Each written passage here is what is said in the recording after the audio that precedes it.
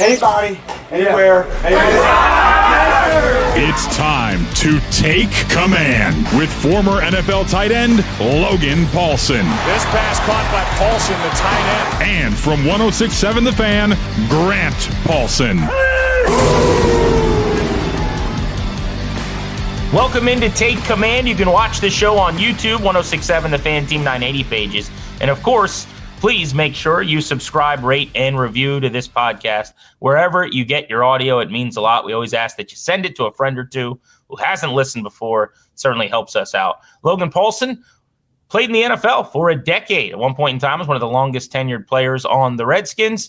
I'm Grant Paulsen. You can listen to me from 2 to 6:30 every day on 106.7 The Fan in D.C. Logan, next up, the Detroit Lions. It's the preview pod, and things do not get easier for a Washington team that's lost 4 in a row and 3 in a row by more than 20 points. Here comes one of the better teams in the NFC and a club that they eviscerated in the playoffs last year when Jaden Daniels put the team on his back and played one of his best games of the year. And you know Detroit coming off of a divisional loss, and with that memory from last January when they were eliminated after a bye as the 1 seed, is going to have some added venom toward Washington and Landover.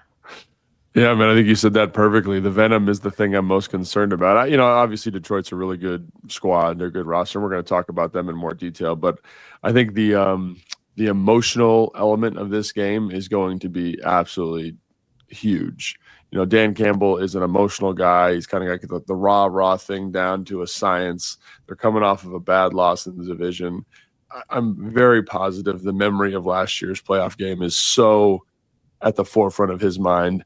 The Commanders have a big, tall task ahead of them anyway, just from an X's and O's and schematic personnel standpoint. But I think the emotional weight of this game is also something that's going to be a huge factor. Dan Campbell's one of these guys. I don't think this would be the case for most coaches, but to your point, it just feels like he's that dude who holds a grudge. Yeah. Who's going to be showing every morning at the start of the meeting all the highlights from the playoff game. Like, he just seems to me like a dude at his desk where he turns around before he goes home every night, and right before he turns off the lights, he throws a dart at a board at Dan Quinn or something. He's just that guy. He's from 50 years ago. He's a kneecap eater. And there's a lot of coaches where I do too. I didn't initially when he was hired. I thought he was a goof, but I completely undervalued his acumen, and he's fantastic. And I raised my hand to say I was completely wrong about that hire. He's one of my favorite coaches in the league now. But there are plenty of coaches where I don't think they would take personally the playoff loss of a year ago. And it wouldn't matter on Sunday. And I do feel like if he gets a chance, he's going to do everything he can to avenge it. Am I wrong about this guy? We've had conversations off air where, I've kind of opened up about my thoughts on this. And that's something I'm definitely concerned about for sure, is him just, doing the Dan Campbell thing. When they played the Bears earlier this year, you could tell there was a personal undertone to that game with the Ben Johnson leaving, all that kind of stuff. And they ran that score. There's no other way to they ran the score up. You know what I mean? And so when you got a guy like that, who, again, I love his approach. I love his passion. He's going to be passionate in this game, and passionate people do crazy stuff. So that's a big concern for me moving forward into this game. That's a kind way to put it, man. Call me passionate, brother. That's a friendly way to do it, Logan. That's such a nice way to say I'm a maniac and diabolical, man. I love it, dude. I'll be watching something with my son. We'll be watching Instagram or something, and he'll come on, and I just that speech where he talks about taking another team into deep water. That resonates with me so acutely. My skin is tingling right now just thinking about that feeling of taking someone where they don't want to be, where they've never been, is fantastic. And the fact that he has got that whole team playing that way, oh man, it gets me so juiced up. But yeah, again, that's what we're talking about here. We're talking about a team. There was a clip. I want to say it was in the Minnesota game, and I think this perfectly encapsulates what they do. Sam Laporta catches this beautiful seam route versus cover 2, right? Boom. He kind of hits the safety. He's rumbling, bumbling, stumbling, and I'll be darned if every single receiver, so Amon-Ra St. Brown, Jameson Williams, these high-paid, high-profile guys are in the shot pushing the pile, and then Jahmyr Gibbs is sprinting and smashing to this pile. We're talking 30 to 40 yards down the field. And when you've got your stars playing that way, and when they come with this kind of passion, like it starts with head coach and it shows up. And so again, like the maniac element of this is definitely a big storyline for me going into the game. So I hope Washington's ready for it. Yeah, I do too. It's a big matchup, and it's one where you're going to have to just knuckle up a little bit here, right? And throw some fists, if you will. You're going to have to drop the gloves because they're going to come at you. You're in the bar, and they're swinging stools, and you just got to be ready to go. I think there's no doubt about that. It was funny when we were getting ready for this show. I'm glad you said that. Sorry to cut you off, but we were getting ready for this show, and I was kind of thinking about it like, what does this come down to? And we're going to talk about some specific plays here in a second, but ultimately it's one of these games where you just got to put your mouthpiece in, get that wrist tape extra tight, make sure all your digits are taped up, and just be ready to hold a gap and be ready to move a dude off a spot. Like that's what this game's going to be. And like, hopefully the Commanders are ready to do that. So I want to start with the Washington defense, the Detroit defense and the Washington offense, because I think there's a lot more to chew on with the Detroit offense and what they are compared to 1 year ago. So we'll do that in our longer segment coming up. But the Lions defensively, this is actually the side of the ball where they've improved this year. Yeah. And they're healthier, first of all, but they're playing way better. They've added some pieces, and I think they have a stud defensive coordinator who's becoming a hot coaching name already as a very young guy in Kelvin Shepard. His press conferences, if you have not seen them, are must-see. He is incredible at answering questions very pointedly. He doesn't mind calling players out and he gives you the real, so to speak. And like, it's so refreshing and awesome. But like how he's talking to players in the locker room is basically how he does his pressers. He's being linked to the LSU job potentially already. Like, people love this guy. But it's not just a demeanor thing. This is not like Joe Witt just cutting promos on day one. Like, the scheme and the performance is backing it up now. When you look at some of the numbers defensively, this was the number 27 defense in the NFL last year. They were 22nd against the run and the pass. This year, Logan, right now coming into this game, they're the number 8 defense in the league. They're number 9 against the pass. They're number 13 against the run. They're top 5 at picking quarterbacks off. They're top 4 at getting sacks. He has done a whale of a job. And when you watch them, they're aggressive, they're fast, they're violent. It's kind of everything you dream about as a fan. Yeah, and I think that's exactly what you hit the nail perfectly on the head there. Like, they're physical, fast, and violent. And like, when you want to talk defensive football, ultimately, like, that's what you're trying to get to. Is you're trying to get to 11 guys that look like they want to kill somebody on the field. It's like a controlled chaos, right? You've got, Brian Branch, who I can't get enough of watching that dude play football. Like, he is physical, he's violent, he can cover, he's got a good feel for the ball when it's in the air. Jack Campbell is this big, 6'5", 250-pound middle linebacker who can run, he can hit, he's tackling well. Aiden Hutchinson needs no introduction in terms of how he's been playing. Alex Anzalone. And I do think, like, when you go to like PFF, for example, you're going to see a lot of kind of poor grades in the secondary. And to me, it's because they are going to play man coverage and challenge you in a way that is so unique in the NFL. Like, the amount of man coverage, I don't know what it is. It feels like they play man coverage every snap. Like, that's kind of what, like, when you're watching the film, you're like, they're in man. Here's 0. Here's single high, 1 plug. You know what I mean? Like, it's just like, damn, like, they are coming for your face every single rep. And I think that, like you're talking about, that personality of the defensive coordinator jumps out, and it makes total sense as to why they're playing that aggressively. So, man, like, this is interesting, because if we were prepping for this team and everyone was healthy, I'd be like, this is awesome. This is the easiest game plan we've ever done, because they're going to be in man. What are our man beaters? What are our zero beaters? And let's make sure we let it rock and roll. If you look at Minnesota, I thought they had a great plan for all the man they were going to get. The problem, I think, that I'm having a hard time like negotiating and navigating is we've played a bunch of teams who are cover 3 teams that have played a little bit more man. This team lives and dies with the sword of man coverage. Like, this is who they are. So they know every little detail. They know every little leverage. So my question to you, Grant, and to the fan base is, like, is there somebody on this team that we can look to and say, that's the guy that can win versus man-to-man coverage versus a team that does it a lot? How is our protection plan versus this pressure that they're going to bring on first, second down, third down? They're bringing it all the time. And again, over the past couple of weeks, that's the big concerning factor to me, is like, this team does this. They do this all the time. What is our plan to beat this with personnel on the perimeter that is, again, a little bit banged up? I don't consistently think you've got anybody right now who fits that bill, who's going to win in man regularly against Detroit's personnel. I always come back to, and this is just from conversations when teams were shorter on personnel that I covered over the years, that's where scheme's going to have to matter a ton, and trying to get guys into space. It might mean going against type a little bit.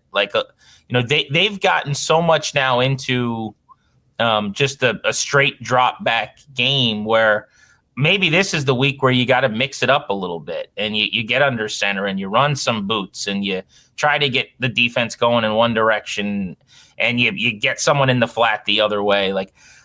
I don't know if you could just line up, do what you've been doing, and get guys open routinely. There's going to be a few plays for sure, but it's a really, really hard way to envision them consistently moving the ball and scoring points the way that the matchup looks. One thing that I find impressive about Detroit, and it sounds like we're just kissing Detroit's butt here, but they do a lot of things well, and this is going to be something Washington's got to, I like your word, negotiate. They don't miss tackles. Okay. This to me is, when you watch this team, if you guys go back and watch their games, this is what it looks like when there's a few guys like Aiden Hutchinson who we'll get to who are special, but it's mostly to me just like a well-coached team that this is what happens when everyone's where they're supposed to be and you don't miss tackles and you play aggressive football. I'm going to back this up with numbers. This is not just an anecdote. They are right now league low at missed tackle rate, single-digit percentage point of the time they miss a tackle. And they've had the fewest yards allowed after missed tackles in the league. They went into last week with something like 186 yards after missed tackles. I mean, Washington's had games this year that have been over 100 in that stat. And so my point is just that I think they get you to the ground where you catch the ball. It's a catch and fall kind of operation. So I think this is the most important game for Cliff that we've seen this year in terms of navigating that. And I don't think there's going to be a whole lot after the catch, playmakers making plays. Dude, I totally agree. And this is one of those things where it's like the features of Cliff's offense that make it good, the hurry up, the simplicity, the ability to go fast, the ability to give the quarterback the flexibility at the line of scrimmage. It feels like we've kind of pared that back a little bit. Do we get into more condensed formations? Do we get into more stacks? Do we get into more bunches? Is there a little bit more motion in this game? Because again, like you're talking about, part of the thing that makes Cliff's offense good is we're going fast to make simple coverage contours so that we can find good matchups and select those and win them, right? When you lose some of the horses on the perimeter, that tool becomes a little bit less effective. So Cliff's a really smart dude, man. I've been very privileged to talk to him a couple times briefly about some high-level football stuff, and he understands the value of what he does. He also understands the value of what a Kyle Shanahan and Sean McVay do. So is this the week where, I'm not saying that it's all the time, but can we get in a bunch? Can we create some picks? Can we create some rubs? Can we use some motion to kind of designate what kind of coverage they're in pre-snap for the quarterback? I think you're going to need to use more tools, basically, right, in this week specifically, because, and it's not an indictment of Cliff's offense. It's just the things that make it good are less effective because Terry's not out there. Noah Brown's not out there. Debo in the slot would be excellent in this game, but he's probably going to have to play more on the perimeter. So you're really relying on Traylon Burks and Matt Moore to win versus some pretty good coverage players on the perimeter. And I'm not sure that's the solution. Obviously, Zach Ertz is going to eat and do his thing versus man-to-man coverage, and I think you could run a portion of the offense through that. But I think when you look at Brian Branch, he's a great cover safety. So is there anything that we can do schematically, like you're talking about, to kind of tip the deck into our guys' favor?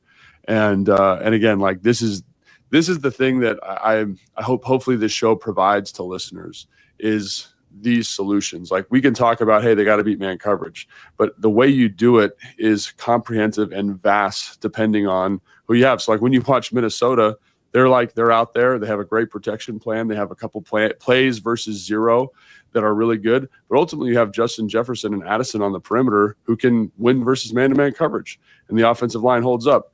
McCarthy makes a great play versus man coverage where he throws the ball to a spot puts a ton of air on the football, and you get a catch inside the low red. Like, those are the types of plays that elevate an offense. But how, as a coordinator, do we say we don't have Justin Jefferson, we don't have Addison? How do we find ways to get our guys into space? And again, I think the other thing too is put a little bit of a ceiling on this defense, right?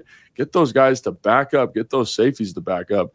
Those are the things that you got to watch for in this game. And this is what I enjoy about my job so much, is like, I have some thoughts, but it's cool to see what really smart people like Cliff come up with in these moments to elevate and put the offense in the best position to be successful. One other thing I'd say too, when you asked me kind of pointedly, who wins in man, or how do they do it against this defense? And, I'm not the one to answer that question.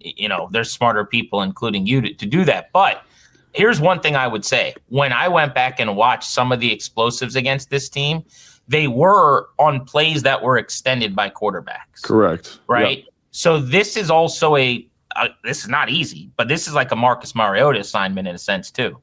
Because I'm going to sit here and say you can't hold the ball. Time to throw's got to be fairly low. Jared Goff had the lowest TTT of his season last year and still got pressured, last week rather, like 46% of the time. We're going to get to Aiden Hutchinson in a second, but he's a defensive player of the year caliber. Like, maybe he's not Myles Garrett, TJ Watt, but he's having like that type of impact a lot of weeks. Pretty close, man. He's on that level in a sense. And so I'm saying get the ball out, but yet there's going to be plays where if you tell me they hit on 3 throws of 25 or more, I'm going to bet you 2 of them were off schedule. He extends and kind of out of the pocket. That's what happened when they dealt with the Ravens and Baltimore scored 30, when they lost to the Chiefs and the Chiefs scored 30. Baker couldn't do it, and they scored 9 on him. The Browns couldn't get that done. They scored 10. Like, that's been a binary difference to me too against this team. Well, and I think the thing you look at last week is I think Cliff, just in Seattle, like, they understood that front for Seattle was really good. And what did they come out doing? They came out trying to move the pocket, extend, get guys open down the field with Jaden on the perimeter.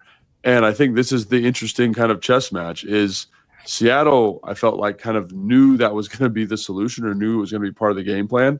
And they just started attacking the quarterback, right? And we couldn't maximize that. So, like, what do? Do you take that same principle and say, like, let's have John Bates short motion, let's try to pin that guy, let's get Mariota to the perimeter, let him see the ball down the field a little bit more, kind of find ways to schematically extend those moments as opposed to relying on Marcus Mariota to do it himself. So there are some things that I'm curious to see if they do in terms of, like, how do they extend the play? How do they make sure that they can get the football down the field? And that's going to kind of require a little bit of a departure from what we've seen the last couple of weeks. But I do think that they have shown plays at times that are really good in this area. And, like, do you just get to more of that stuff? And I think the other thing that's going to be important is, like, when you look at that Minnesota game, Minnesota got after their butts a little bit in the run game. You know what I'm saying? Like, they ran a couple powers, couple traps, couple like outside zone perimeter runs, and Mason's getting downhill nice and square and moving piles and finding explosive chunks that way. Like, can you do that? Because I will say, like, they're good, Grant. Like, there's no doubt about it. You mentioned like how they are kind of better than the sum of their parts, so to speak. But I do think that, like, their defensive tackles specifically have not played as well. Like McNeil, for example, is kind of having what I would say like a down year for him in terms of stopping the run. He's a bigger guy. He's supposed to stop the run. Struggling with that. DJ Reader's a good player, but hasn't been playing as consistently. So can you exploit that? Can you lean on him a little bit and say, hey, like, then play action pass works a little bit better. Like, all of those things, like, need to come to the forefront. Extending the play, running the football, put this team in a good position to score some points. Owen McNeil is a 3rd-round pick at NC State. He's 310 pounds. He'll be wearing number 54, very untraditional defensive tackle number, smack dab in the middle of the line of scrimmage if you're looking for him.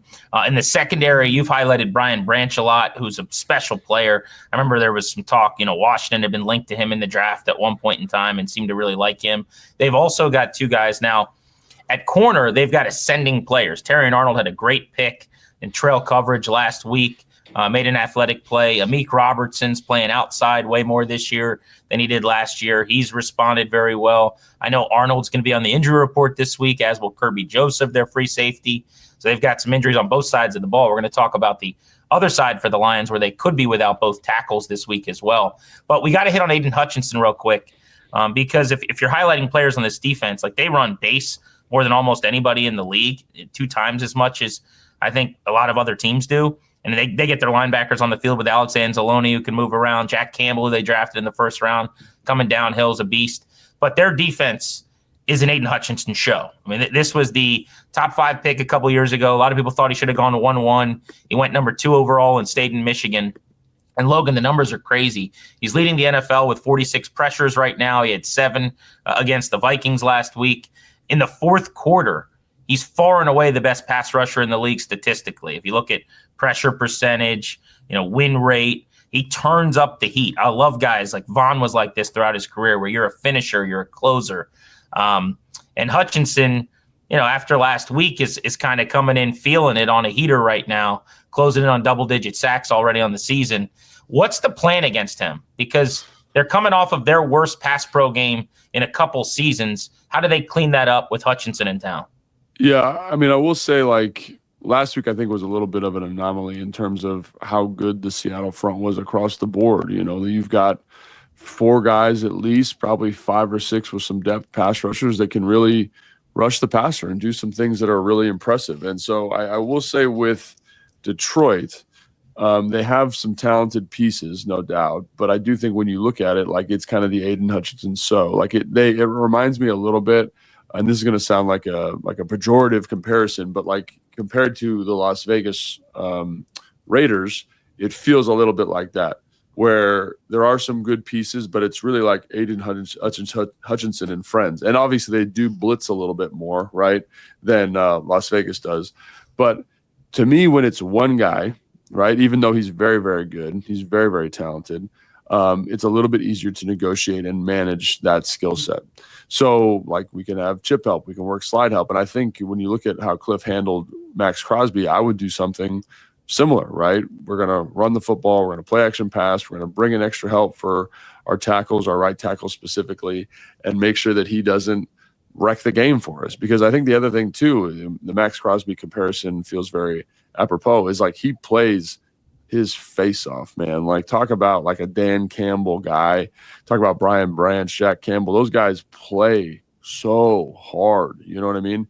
And he's going to be relentless. So he's going to play the run hard. He's physical, and he's a little bit different than kind of these other elite pass rushers that you're talking about, because he's 6'7", he's 275. He's a big human, right? So his impact on the game is going to be felt, no doubt. But I do think because it's kind of like him, there are some things you could do. Now, as they get into the third down pressure stuff, it's going to be harder to do that, because every single team in the NFL that's got a defense that's worth a damn, they do a good job of creating one-on-ones for them, right? So because you can't help if we got a back in the backfield, we can't get chip help because the back's got to block the linebacker blitzing to the offensive left.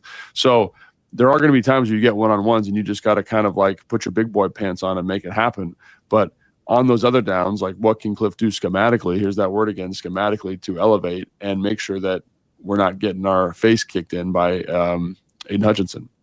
He's one of these guys where, to me, I go into the game and I go, he can't beat me. I cannot let him take over the game.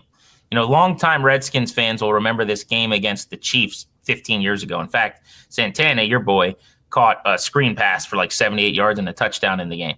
But Jared Allen had 4 sacks and 2 sack fumbles, and Washington lost at Arrowhead because of Jared Allen. And you just can't have him go ham. Whatever that takes, if that means a tight end's extra staying in on him all day, I don't really care. Someone else is going to have to beat me. By the way, the fact that he's 6'7", you just mentioned that. The way he moves, that's insane to me. I didn't even realize he was that tall. If you would have said how tall is he, I would have guessed 6'4", maybe 6'5", because he's huge.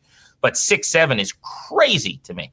And everyone listening now is doing their 2-hand 6'7" thing. Yeah. All right, next we will get to the Lions offense against the Commanders defense. We're previewing Sunday's game. No longer the nationally televised 425 window game. Fox has changed up their broadcast crews. So the Commanders will have Kenny Albert, your boy from preseason football in the past, on the call, which will be cool. That's nostalgic for me, going back to Kenny Albert calling some 1 o'clock Sunday Commanders games in the 4 o'clock window. You're listening to Take Command.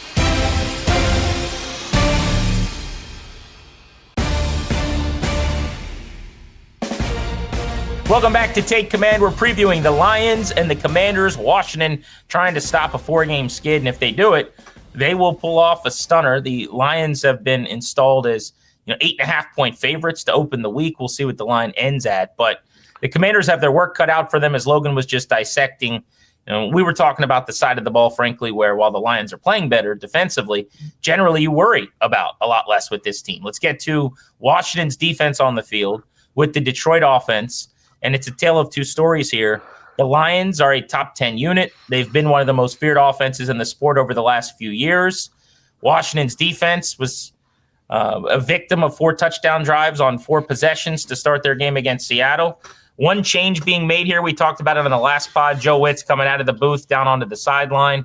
Otherwise, it's kind of the status quo. Really good news, though, Logan. Frankie Louvu is going to play in this game. He was suspended by the league for a game. He appealed. He won his appeal, so they've reduced it to just a $100,000 fine.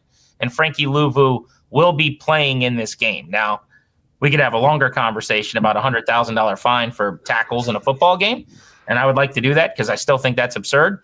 But I get it. Hip drop tackles, they're illegal. Yep. They want him out of the game. I think one of them was iffy. I can have my own opinions about how annoying that is, but I sure as hell like that.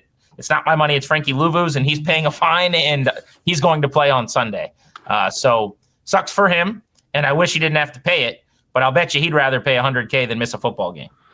Yeah, I'm happy. That's great news that he's back because I think you're going to need him in this football game. Like he's been playing better the last couple of weeks, and I think his leadership and his energy are going to be really, really impactful. So glad to hear that because I was a little bit concerned. Obviously – missing some key pieces on the defensive line, missing some key pieces in the secondary because of injury. And if he wasn't going to play, that was going to be very, very challenging to deal with. So really happy that he's back out there ready to play some football. So let's look at the Lions. This is an offense that while they're really good, I know you said on the last pod, you don't see them as maybe as consistently prolific as they've been in the past. Yeah. And so I dove in on some of those numbers, and they're down 6 spots in ranking from 6.2 per play to 5.7. They're down 5 spots running the ball. As a passing unit, last year they were throwing for over 8 yards per play. This year it's sub 7.5, down 5 spots there as well. Goff was averaging over 270 per game. Now it's 233. There's not much of a debate. It's still really good, but it's not quite what it was. Yeah, it's not quite what it was, and I do think, some of those stats are inflated by the Bears game, like where they just absolutely went Richter. And so I think if you take that, I haven't done it yet, but if you take that game out, it feels much more pedestrian's not the right word, much more normal, much more normal in terms of how efficient and how effective they've been. Let me give you a number on that real quick, just to back up your point before you go forward. So DVOA with the Bears game, they're 8th in the NFL, which is one of my favorite stats. Aaron Schatz, Football Outsiders, created it. Yeah. Basically, it counts for as many variables and waters down the playing field to even as possible.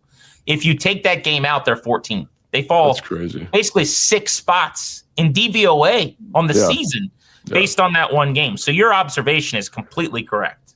Yeah, I mean, that's I didn't think it was going to be that dramatic, but that is a big difference. And so I think it just speaks to, like, when you watch down to down. Now, they've played some good football teams, good defenses the last couple of weeks, but when you watch down to down, like, for example, last year when you watched them, like, their first and second down rushing efficiency was absolutely diabolical. Like, you just be like, that's anytime they handed the ball off to Jahmyr Gibbs or to Montgomery, it was going to be a 5-yard gain. And then they would just bleed you and punch you in the face, and they'd hit this explosive shot down the field, or they'd kind of find a way to kind of, Jahmyr Gibbs, and he crank one out, or Montgomery would crank a 40-yard run out, and you just be like, gosh, like, how do you contend with this?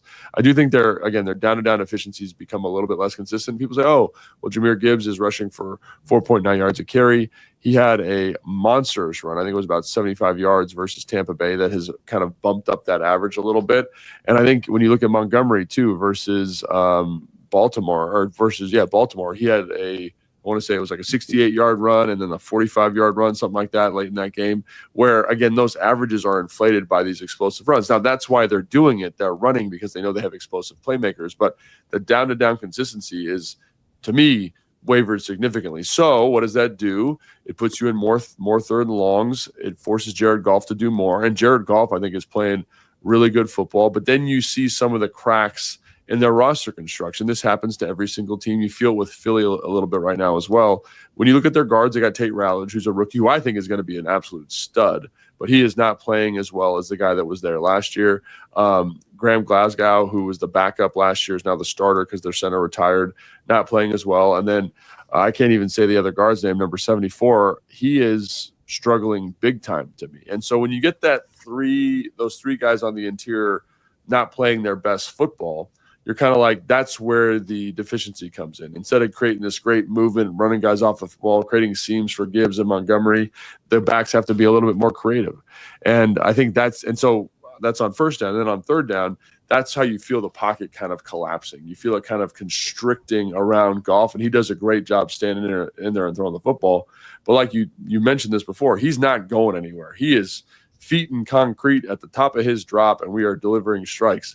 Now, they've got enough playmakers on the perimeter to make it go, but you've seen teams get after them a little bit. I think the most recent one being the Minnesota Vikings, with internal pressure on first down, lots of cross dogs, internal pressure on third down, again, attacking that kind of interior trio. And it really was too much for Goff and that offense to handle. So while they're still good, they're definitely not as efficient as they were last year. And that lack of efficiency comes to the forefront in terms of, I think, some of the offensive numbers they're putting out. So a couple of things. Their offensive line is ravaged by injury right now. This is a really good week to play the Lions. And I know people will roll their eyes at that, but you want that. I mean, that's what you're looking for, right? You mentioned, I think, number 74, the guard, who's Coyote Owoshika, I believe is how you say his name. Killed it. Thank you. He is a backup who has not started any games, who will now start starting, who really struggled, to your point, this past week because their starting guard got hurt, is out for an extended period of time. So you're going to see him in this game because Mahogany got hurt. On both tackle spots, Taylor Decker is hurt. Panay Sewell, who's one of the best right tackles, maybe the best right tackle in the league other than, I don't know, maybe him and Lane with the Eagles. Lane is, I mean, like Panay Sewell on first, second down, there's not a better tackle in football. Like his ability to run and create space, drive people off the football, sink his hips is amazing. He falters a little bit as a pass protector, and that's where I'd give the edge to Lane. But in terms of first and second down player, like he is fantastic. He's if you want to cut on some film and say, how do you run block at right tackle, go no further than Panay Sewell, man. He is really. You think he's number one? Oh, in terms of run blocking, it's not even close. But Lane Johnson is an absolute stud in pass pro, and like if you want to make money and get paid in the NFL, you got to pass protect. And so maybe it's like 3 slots down, you got Sewell when it's overall ranking, but first and second down, man, like he does some absolutely amazing things in terms of movement, getting on double teams. It's incredible. But look at this possibility. Maybe you're without 2 tackles and a guard. And that's you already talked about it. Their guard play this year has been a big problem for them as it was. And you're getting worse there, theoretically, tapping into your bench. So if you're Washington, I think, I'm such a proponent of the Shanahan philosophy of it's not who you play, it's when you play them. Like, let's get after them a little bit up front. Yeah. Let's run some games. Let's rush. By the way, I would blitz from the interior. Bobby Wagner, having Frankie Louvu, I think, is a huge deal. Now he's basically playing edge. But as much as I called for that, this might be a game where occasionally you put him at the second level and let him get some speed and come downhill, because Jahmyr Gibbs gave up 7 pressures on like 16 pass blocks last week, which was the worst game a running back has had statistically all season. If they're susceptible and weak in the interior, it's not like they got a quarterback like Washington has with Jaden or Marcus where he's moving around and getting away from the rush. If you get near Jared Goff, he's going to the ground. I mean, he's exceptional in a lot of things. Nobody better thrown in the middle of the field at times. He's pinpoint with his accuracy. There's like some Cousins elements to him to me. But like if you get near him, he's not getting away from you, right? Yeah. So this to me is a turn up the heat game for Joe Witt a little bit, the way that it looks like they're going to be dinged up front. Yeah, and I think like we talked about at the top of the show, like this is a mouthpiece, wrist tape, neck roll type of game. And when you look at what Minnesota did, they didn't do anything that I haven't seen the Commanders do, to be quite honest, on first down. Like maybe they ran more true cross dog, but like they run the Commanders run like a lot. Explain cross dog for people. So like you take the 2 middle linebackers, you basically stunt them over the top of the center. So you have like a true nose. You kind of run some type of stunt where those three people are playing kind of like some type of pick pull type of game. You have 3 techniques or 4 eyes. They're going to play to 5 techniques. And I will say this, like they executed those looks really well, Minnesota, but they were just more physical. Like they were just more physical than the Detroit Lions, right? You get defensive ends like knocking tight ends back. You guys get setting hard edges, not letting that thing contain, letting those linebackers work on the interior. And so like I've seen the Commanders, like I went back and watched the Chargers game last night.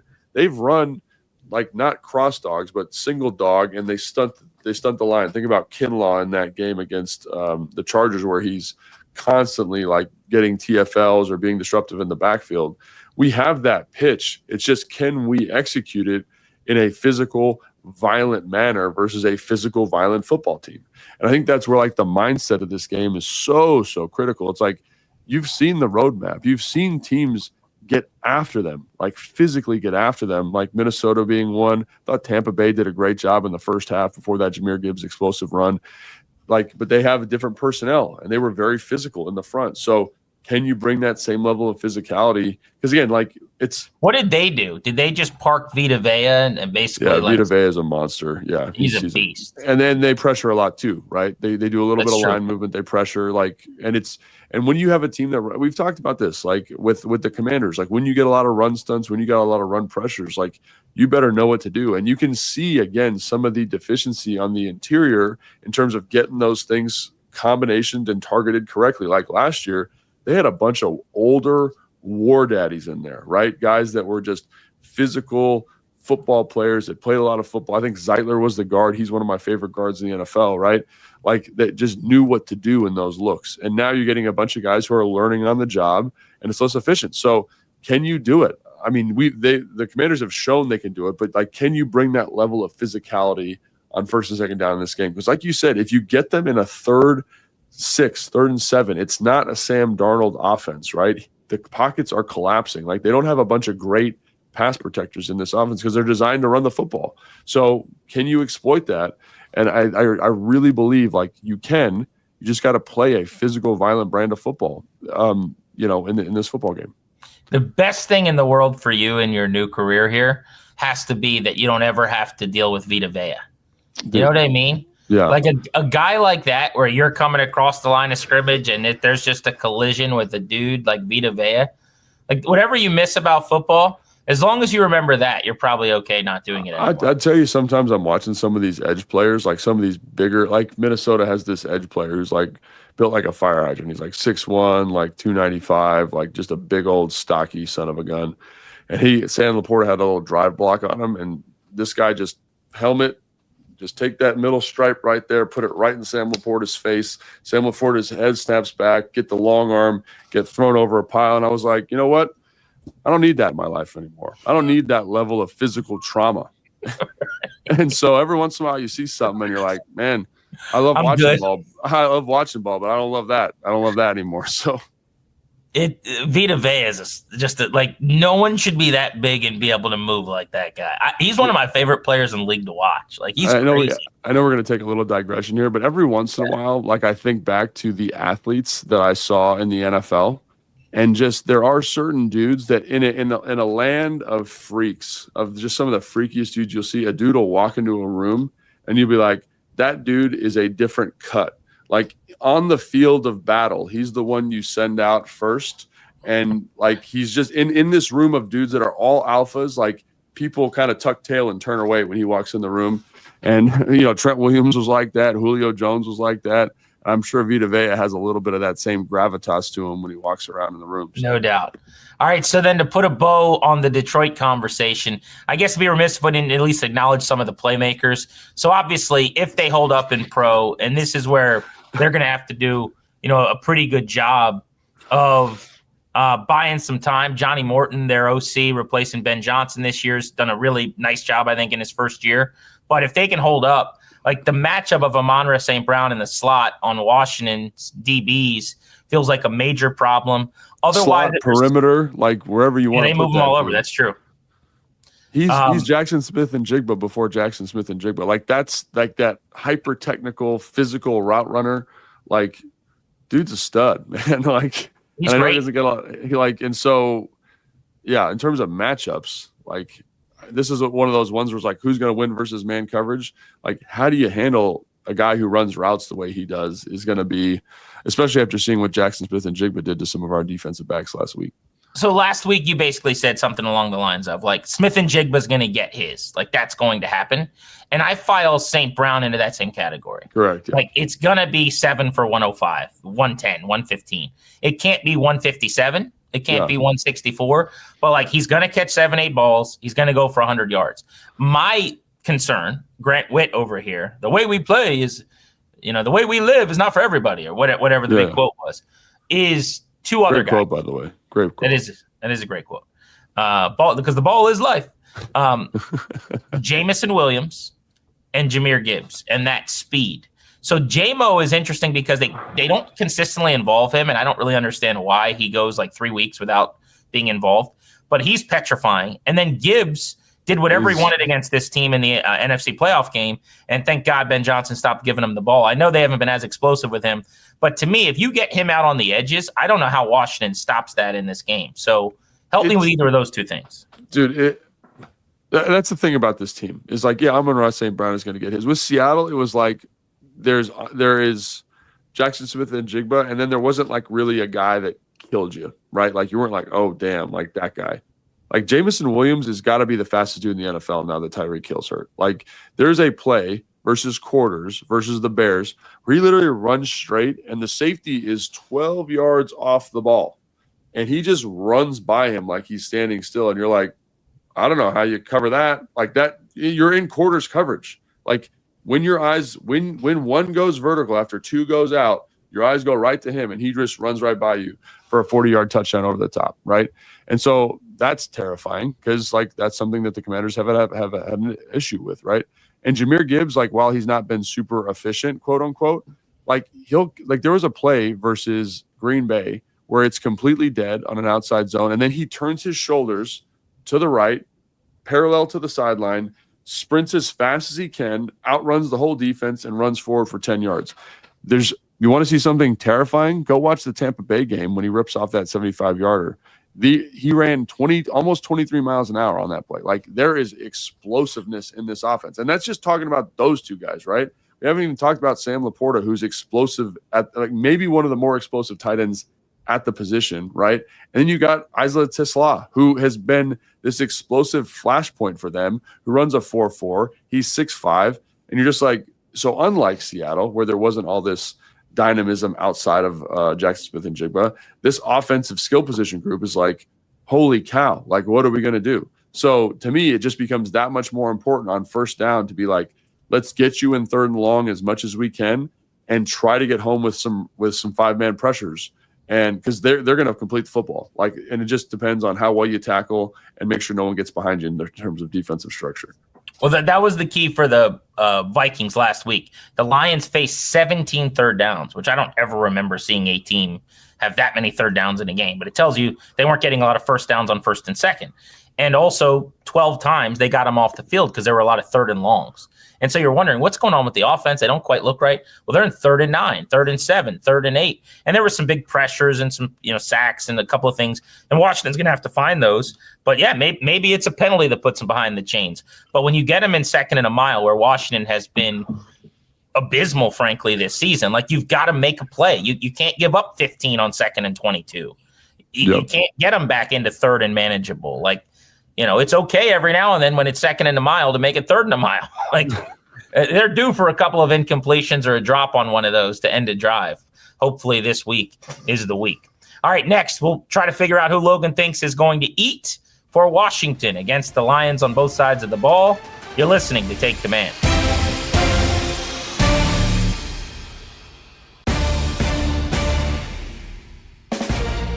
Back on Take Command, Logan Paulsen and Grant Paulsen. This pick segment is brought to you by the FanDuel Sportsbook. Make every moment more. I'm looking at the Lions Commanders this weekend, Sunday, at Northwest Stadium, and I'm seeing a total in the game of 49.5 points, and I'm going to take the over on 49.5 points in this game. Now, this could sting me. That's a high total, obviously, but I think Detroit is going to put up a bunch of points. I think Washington is going to have an opportunity as the game goes on and things open up, possibly chasing the game a little bit to score as well. So I'll go over 49.5. I think there's going to be opportunities for both teams to hit on some explosives. That is your pick segment brought to you by the FanDuel Sportsbook. Make every moment more. Logan, offensively for Washington, who do you like in the matchup? So this is maybe a little bit of a cop-out, but in order for them to win this football game, Cliff Kingsbury has to eat. Like, he has to eat. Like, we talked about the schematic elevation that's going to need to happen in this game to kind of put people in position where they can win versus man-to-man coverage.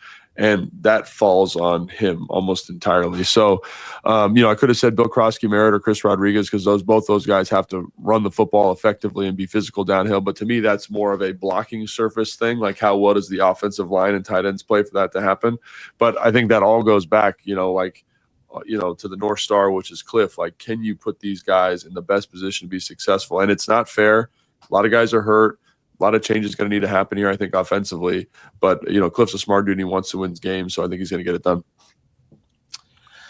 Offensively, when I look at the Lions, I see a team that is softest probably on the direct interior. So I'm going to go off the board here a little bit and say Chris Rodriguez. Like it. I think Bill gets the early touches and probably does some okay things, maybe to the exterior. But when they get downhill and powerful, it's been a lot more Rodriguez here the last couple of weeks, certainly this past week. And I could see them not trying to mess around and just, let's go right at these D tackles and see what they do. And maybe it's, a few carries in the first half for 7, 9, 10 yards. Next thing you know, he has 10 to 12 in the game for 60 yards.